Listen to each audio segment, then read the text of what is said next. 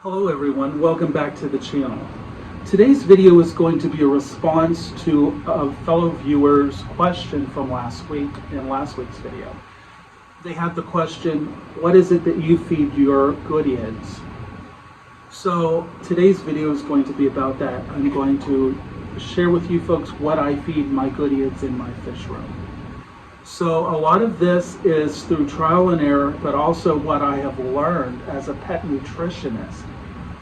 I used to be a pet nutritionist for a big pet food company, and I worked hand in hand with holistic vets to understand the best ways to aid in digestion and health of our animals through proper nutrition.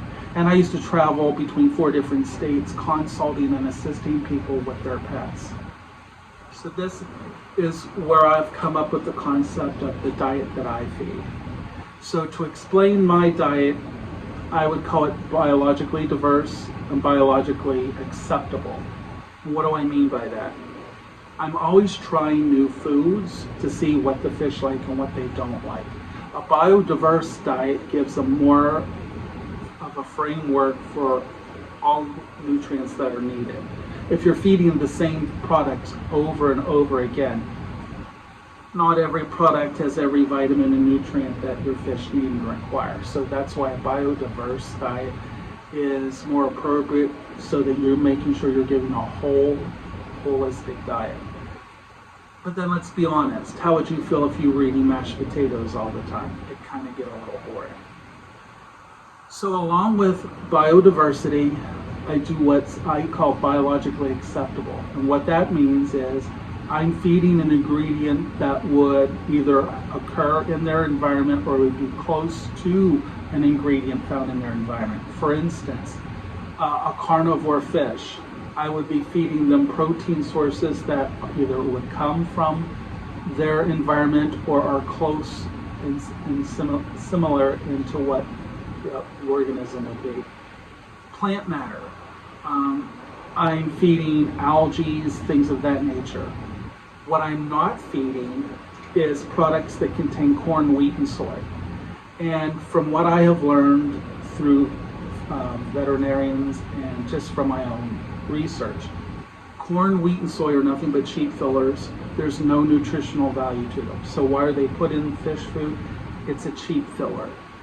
So I stay away from all of that. This is a diet that I've chosen for my fish in my fish room and for their health and for vitality and for breeding. And I've been doing this for over 7 years.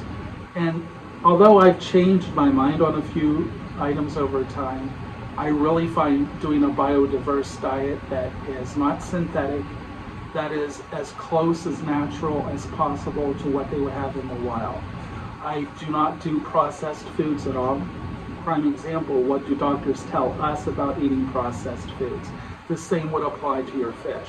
A heavily processed food is not a healthy food.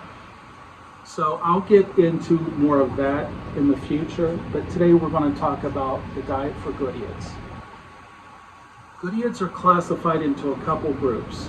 We have herbivores, omnivores, and there are some GOODEIDS that are omnivore, but I give them a slightly more carnivorous diet, but always focusing on plant matter also. And I'll explain why. Before we go any further, let's nip something right in the bud.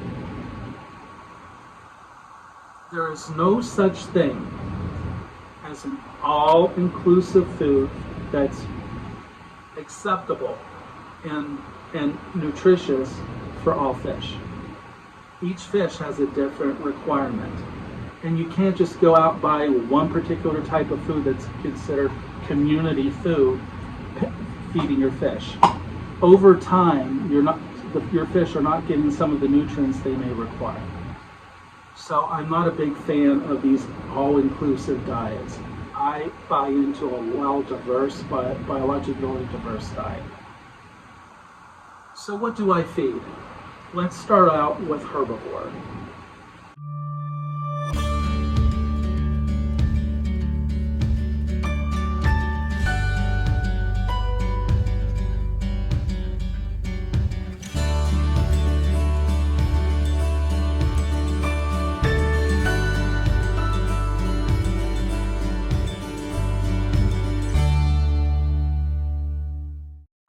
So up first, we're going to discuss herbivore diets.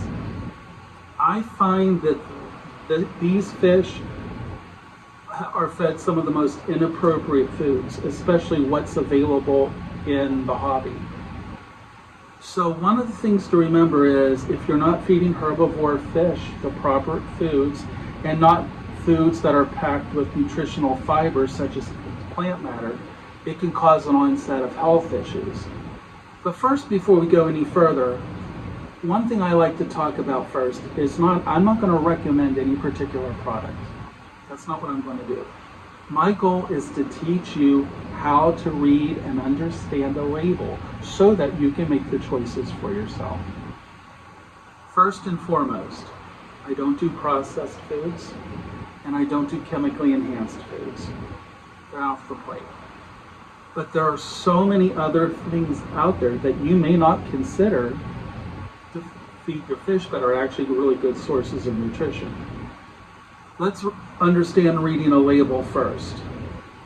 Let's say you go out and buy spirulina flake and you're real excited because the folks at the pet store said, hey, this is a really good food. What constitutes a good food is if it packs punch in the first 5 listed ingredients in that food. Why do I say that? First 5 ingredients in that food consist of 90% of what the food is made of. So let's say you get this spirulina food, but in the first few ingredients you've got corn, you've got wheat gluten, and all these type of grain mixes. That is biologically inappropriate. Folks, when was the last time you saw a fish jump out of the water, climb across the land, and eat grain? It's biologically inappropriate, but also it cannot digest, and it can cause digestive issues over time. These are a cheap filler. If you're getting a spirulina flake, I recommend that it have the listing of spirulina in the first 5 of the ingredients. That is going to be a decent food, but also what to look for is a flake that's a little thicker. Why do I say that? How many of you knew that within the first 30 seconds, the majority of the vitamins and nutrients in that flake dissipates and leaches out into the water? A thicker flake will last a little longer. And I'm going to show you an ingredient that I use as a source for flake that really works well with my herbivores. But first off, let's start with the spirulina flake. I feed a spirulina flake that is fed daily to all of my herbivores. So that's Scyphia, Xenotoca, Chapelophes. But one thing to remember is all fish require some nutritional fiber at some time or another. So all of my fish in the fish room get fed spirulina a few times a week just to get that nutritional fiber.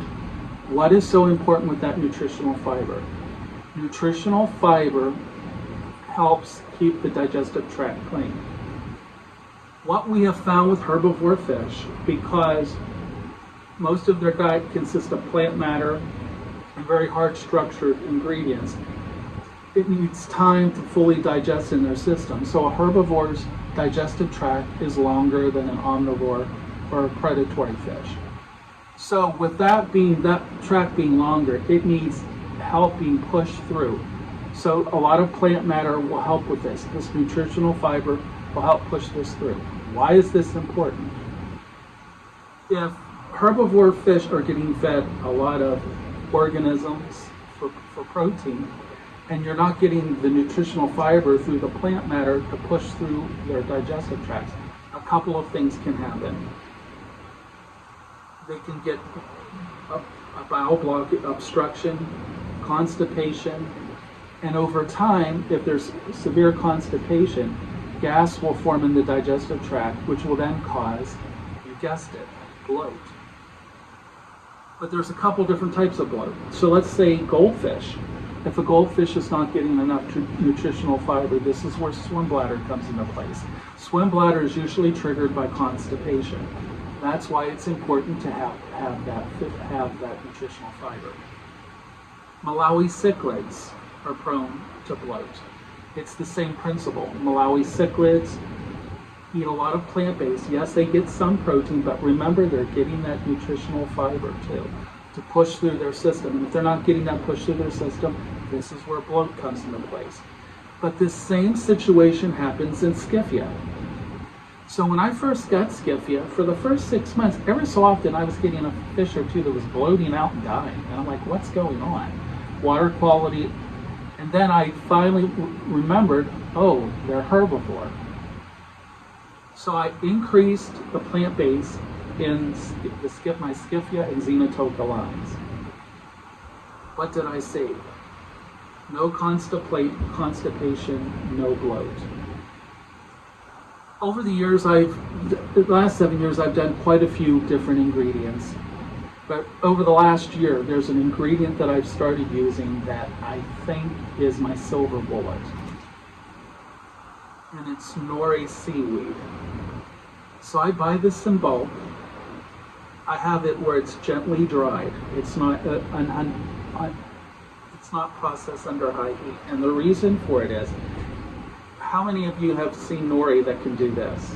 Usually when you see a sheet of nori, the minute you touch it, it just busts into a million pieces. This is very pliable. So why do I like this? First off, you smell it, it smells good. It's not highly processed. And the fact that it's pliable like this means it has its essential oils, but it also has its living enzymes. When a food is heated over 350 degrees, it destroys all the nutrients. So the nutrient they're putting into a food that is processed is chemically fortified. And to get more information on how chemical fortification affects animals, you can see a lot of research studies on that. I like things that are more natural and more biologically appropriate. I have found this to seriously be my silver bullet. How do I feed this to my Scyphia and Xenotoka and all my herbivore fish? I put it into a coffee grinder and chop it. This is my flake. It's one ingredient, minimally processed. It's thicker, so it's not going to leach out real quick. But also, here's what it does. It is a source of enrichment for your fish also, because they're not just grabbing the food, swallowing it. They have to pick at it. This instills natural behaviors, which you're going to see a more natural appearance with your fish, and more, they're going to take on more of their wild characteristics than just grabbing a food, eating, and go. The essential oils in this food and the nutrients are densely nutrient packed. After feeding this food to my Scyphia, here's what I found. No constipation whatsoever. The colors, you would think I'm doing color enhancing foods. I'm not. I'm using biologically appropriate food that are nutrient dense packed. So I'm getting the brighter colors. But here's something interesting too. This is fully digestible. What does that mean? If you were to go into my tanks, you would see some mulm, but you wouldn't see all kind of fecal matter all over the place, because most of everything that I'm feeding is fully digestible. So it helps in maintenance too. So I feed the nori. I also feed a high quality spirulina that I have made for me. So here's the difference. The third ingredient in this is spirulina. So like I said, in the first 5 ingredients is 90% of what's in the food. But I have this flake done thicker. These are my flakes and plant-based fibers that assist with nutritional fiber. What other foods do I feed my GOODEIDS? So, the herbivores can also have some small organisms. So throughout the week, I will vary between air-dried, Daphnia. Sometimes I will do a bloodworm, freeze-dried, and I will also do freeze-dried krill. I also introduce live foods such as baby brine, grindleworms, but only in moderation. What I also put in is frozen. So when I'm doing these high-fat, nutrient-dense protein sources, I feed them in small amounts, maybe 2 to 3 times a week, but predominantly I'm doing plant-based ingredients. I have found this to be the silver bullet, in my opinion, feeding herbivore fish. I have no issues with bloat. I have no issues with constipation. Now here's something I would also like to mention to you while we're talking about constipation. What does constipation look like in a fish? Constipation is when you get a large trail of fecal matter on the fish, very long, and it's white to gray. A lot of people say, oh, they've got internal parasite. That's constipation. For a fish to have internal parasite, they would also have weight loss. And I will be brutally honest with you. As someone who used to import fish, the only time I really had to worry about parasites was fish that were being brought into the country, which I would para-cleanse them immediately. It's not unlikely, but it's rare to have fish born in aquariums in your home to get parasites. But like I said, if there's a parasite, you're going to notice a thinning in the abdomen wall. These long strands of fecal matter usually are just constipation, and that's from feeding a biologically inappropriate diet.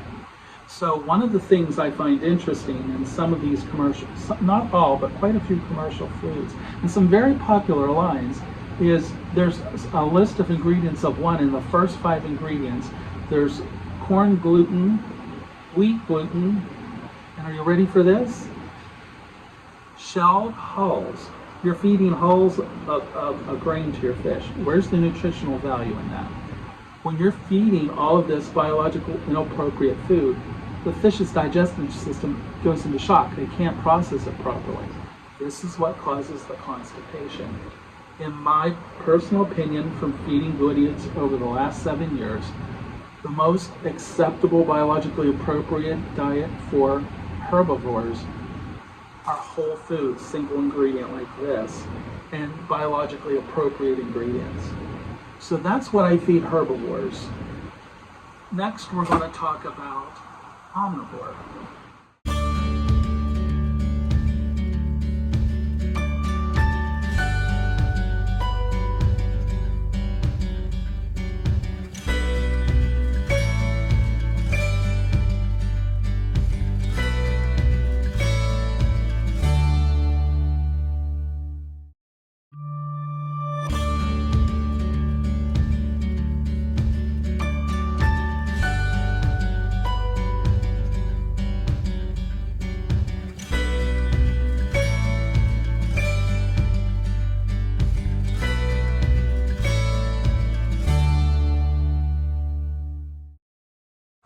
So up next, we're going to talk about omnivore diets.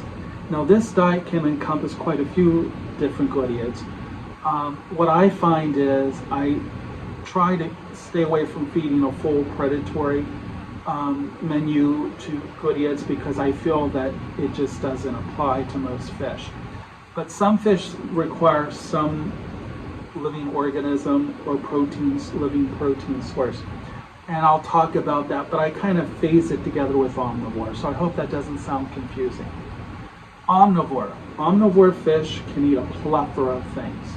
Again, we're feeding a nutrient-dense diet. So what do I feed? I do various forms of freeze-dried. I do plankton. So I get this plankton, it's pretty big, it's about 1 inch big, but what I can do is pulverize it down. So I do a lot of freeze-dried, I do frozen bloodworms, I do frozen brine, frozen daphnia. I also do live baby brine, and I also do white worms. I tend to give these guys a little bit more than what I normally would herbivores. But one thing I also give to them that's very important is the nutritional fiber. So I'll do nori maybe once or twice a week to make sure that's going through their system and helping them. I do minimally processed, and sometimes I even dry some of my own foods. So I'll take endive, squash, things like that, freeze dry it down. It's easier to store, and I can chop it up and feed that. Omnivores relish this stuff. So I'm feeding a biodiverse diet that's minimally processed, including the nutritional fiber. So along with the nori, I'm also feeding some spirulina flake. I also have a flake that I have made for me that some of you have tried. My omnivore flake is actually my recipe that I developed, and I have a company that makes it for me. Sadly, I've decided not to sell fish food anymore. I'm just going to be totally honest with you folks. It wasn't big in sales. It wasn't successful, so I didn't feel the need to offer it anymore. But I still have it in my fish room. I'm still feeding it. So it's a diet that I use of whole ingredients, no corn, wheat, and soy. It's gently dried, processed, and it's thicker, but it's also infused with garlic. And that really, it boosts the immune system, but it also helps with the appetite. So I'm feeding a varied diet for omnivores of a lot of different things. Once again, not highly processed and biologically appropriate. Again, the foods I'm feeding them are fully digestible. So I get mulm in my tanks, but I don't have fecal matter all through my tanks. Now let's talk about the fish that are so the fish that would be in the omnivore families are Petaniobius toweri, Zoogoneticus tequila, some of the larger goodeids. But now I want to talk at Chaplichthes. But now let's talk about a subsection, because I don't really call them carnivores. But there are some goodeids that require more protein in their diet than others. So I classify these fish in omnivore / carnivore. And what I do is I do a biodiverse diet of all of the foods I feed to these fish. So these fish include my crocodons and my bulldog goodeids, robustus. These fish require protein matter in order to thrive. So in this situation, I feed freeze-dried that's been gently dried and still has a lot of vanillin nutrients. When you're feeling this, you feel the oils. They're not completely dry as sand. I feed various freeze-dried. I feed live, frozen. I feed live baby brine. I feed brindles. I do a lot of frozen. And then, again, with these fish in their diet, the crocodiles, I give them some nutritional fiber a couple times a week too. So to encompass all of this, the difference is this.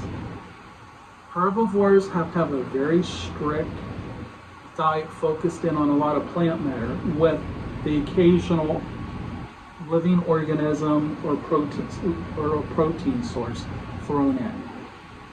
Omnivores, the sky's the limit, whatever's biologically acceptable to them. So living live foods, frozen foods, gently processed, or minimally processed plant-based formulas. But then we have, in the same category with omnivore, a class of fish that are omnivore but tend to bend more on the side with living organism or protein source.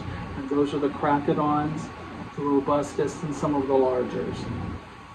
So feeding a biodiverse diet comes very close to mimicking what they would have in the wild. As I've said, feeding the same foods over and over again, over time, your fish are going to be nutrient deficient because they're not getting a biodiverse diet. Last but not least, let's talk about one thing in this situation. If you are going to feed bloodworms to these fish, one thing to remember is this. Bloodworms have an exoskeleton.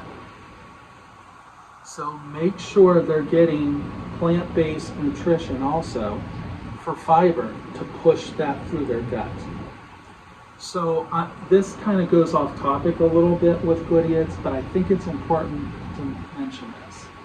So I don't feed a lot of bloodworms to my GOODEIDS, but the ones that can tolerate the protein, I will every so often.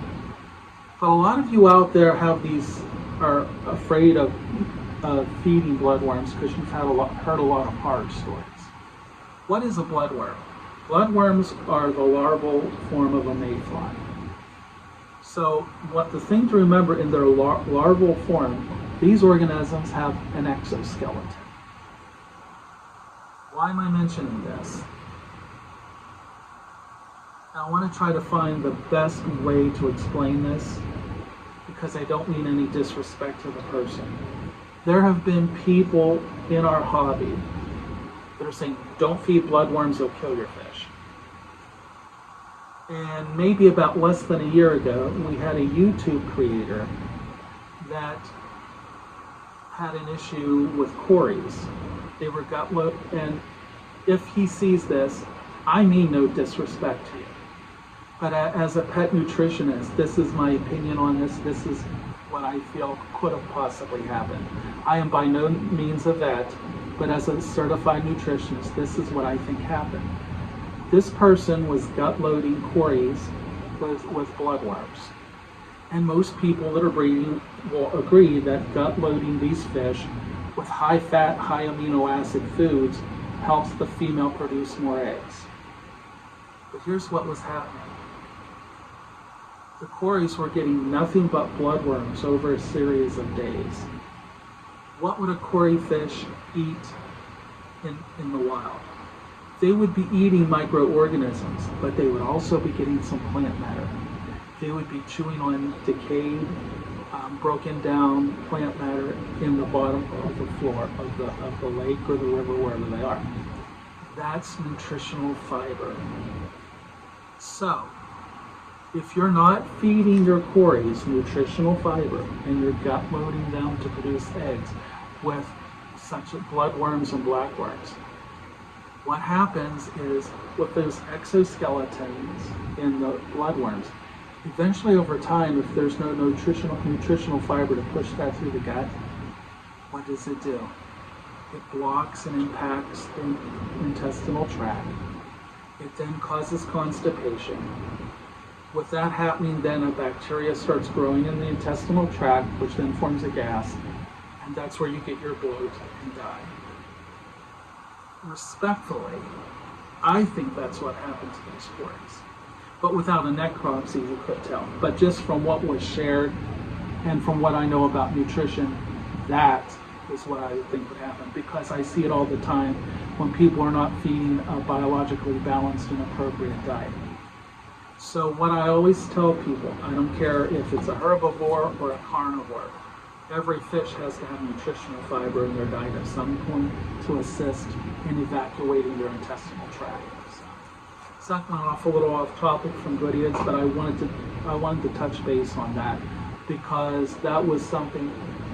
Just because something happens and you just can't immediately say, this is what caused it. The only way to truly find out what caused the death of those fish is through necropsy. But from what we understand and know about nutrition, I truly think that's what happened in this case. So I just want to talk briefly about that, and I'm sorry for going off topic from GOODEIDS for a few minutes, but since we were talking about bloodworms, I wanted to talk about that, and I'll go more in depth in our next video when we discuss nutrition at some point in the future. So that's all I have to share with all of you right now. If you have any questions, feel free to reach out. So one of the things I tell people, from what we can summarize this video with, I don't feed any particular product. I follow ingredients. I follow to see what the first 5 ingredients are in a food, but 90% of what I'm feeding is a single ingredient, minimally processed, natural form of a food. It is not pelletized, it is not chemically fortified. These are all as close to their natural states as possible. For lack of a better term, people do something similar, and it's called the clean diet, which means there's no processed, or at least minimally processed foods, biologically appropriate and easily fully digested. That is what I'm feeding my GOODEIDS. That is what I find my GOODEIDS thrive on. So remember, what we feed them matters. A biodiverse diet that is constantly changing and trying new ingredients and new food sources. That's what I would recommend. And that's been my key to success with GOODEIDS over the last 7 years. Thank you so much for watching. I hope to see you again soon.